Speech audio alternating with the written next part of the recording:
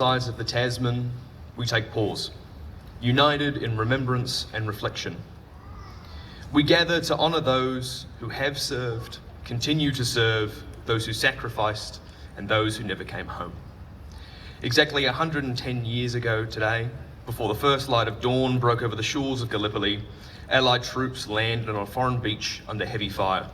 Their mission, to silence the Turkish guns and clear the way for Allied naval forces. What followed was 8 months of unimaginable hardship, a brutal campaign that claimed the lives of 2,779 New Zealanders, 8,709 Australians, and a combined 44,000 Allied soldiers. Gallipoli marked not just a military chapter, but the beginning of a tradition. A day where we as nations reflect on courage, service and loss. A day where we remember that the freedoms we enjoy were built on the sacrifices of those who believed and fought for something greater than themselves. Here at the University of Otago, our connection to this legacy is deeply personal. When New Zealand was called to service, 573 students, 21 staff and a university councillor answered, leaving the review to conclude, "There is attending the university at the present time no one fit and eligible for service abroad. By the war's end, nearly a fifth of them would never return home." We gather today to remember their stories. We remember Professor Daniel Waters, who traded his lecture theatres for the New Zealand Tunnelling Company. We remember Percy Pickerel, the inaugural director of the Otago Dental School, who served in the New Zealand Dental Corps. We remember Owen Wilkinson, who graduated with a Bachelor of Commerce and served at Gallipoli in the New Zealand Field Artillery Unit. We remember Frederick Montgomery, who paused his studies to serve in Gallipoli. We remember Lieutenant Colonel J. Hardy Neal, who interrupted his studies to train and organise the 3rd New Zealand Field Ambulance. We remember HPJ Childs and FF Andrews, 2 Otago students who lost their lives during the war. The call to service came again in the Second World War. Over 700 students, staff and alumni stepped forward to serve their country. Some returned with stories and wounds that they would carry with them for the rest of their lives. Others gave everything. We remember the big names, such as history professor Angus Ross, who earned several military honours and wrote a history of his battalion, and Frederick Tetifa Bennett, who served in the Māori Battalion with distinction before pursuing studies at dentistry here at Otago. But we must also remember the small names, such as William Sutherland, who left a gap in the physics department as a lab assistant when he was called to duty. Anzac Day reminds us that history is not confined to the pages of a book or the stone of a monument. It lives in the footsteps of those who sat and walked where we sit, who dreamed as we dream, futures forever altered by war. For me, like many others, remembrance is personal. I think of my granddad, Captain Bruce Watson, who served with the 41st Squadron of the Royal New Zealand Air Force during the Vietnam War. What he called the milk run, we would call 50 flights in and out of Vietnam aboard his Bristol freighter, more than any other New Zealand captain during the Vietnam War. I remember standing beside him at a dawn service, sharing that profound silence. Both of us later reflecting on how many servicemen and women had stood in that very place. Once young, once hopeful, going about their day. It was a quiet reminder that those we honour were people, just like us.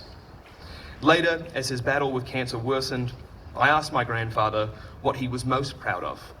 His family business, his role as a father, a husband.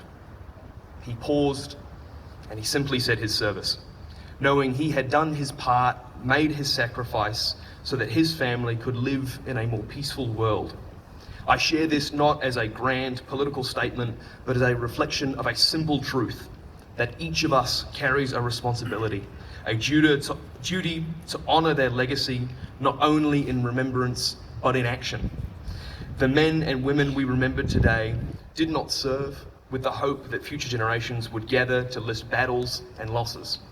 They served with the hope that their sacrifice would build a foundation for something better, a freer, safer, and more peaceful world. That is the enduring mission left to us. Peace is not an accident. It is built deliberately through compassion and understanding, through our daily choices as individuals, but also our choices as a nation. It is built when we stand against injustice, even when it is easier to remain silent. It is built when we create communities of dignity, respect, and empathy. The legacy of the ANZACs challenge us not just to reflect on what they gave for us, but also what we are doing with the world left in our care. For us students today, that mission mightn't be fought on battlefields, but rather in classrooms and conversations. It's found in standing up for one another and bridging divides. Every generation shares this duty, both to reflect, to ask ourselves, just as they did, how will we leave the world more peaceful than we found it, but also to act, to shape a world where war remains history, not a headline. As we continue with this day of remembrance, let us honour their memory not only with silence and reflection, but with purpose, compassion, and action. Let us carry forward the values they embodied: courage in the face of adversity, unity in times of division, and a steadfast commitment to a better tomorrow. Remembrance, again, is not a single moment in time. It is found in how we treat one another, how we uphold justice, how we defend the dignity of all people, and how we choose hope over fear. In the previous days, reflecting on this speech, I'm reminded of the words of Pope Francis, who had spoke often of the piecemeal world war we face today, not always fought with soldiers and weapons, but through division, inequality, and indifference. He calls on us not just to pay for peace, but to be artisans of peace, to build it with our hands in our communities through mercy, understanding, and solidarity. Each of us has the power in ways both great and small to contribute to that enduring mission, whether it's through service to our communities, standing up for what is right, or simply ensuring that those who sacrificed are never forgotten, not just in words, but in the lives we lead. If we can do that, if we can live with that sense of duty, of kindness, of commitment to peace, then we can ensure that the legacy of the ANZACs is not just remembered, but realised.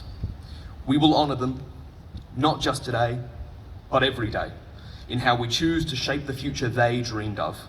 A future defined not by conflict, but by cooperation, not by fear, but by hope, not by hate, but by love. That is, I believe, how we will truly remember them. Thank you. I would now like to welcome Te Raupu Māori, the Kapahaka group, to perform for us.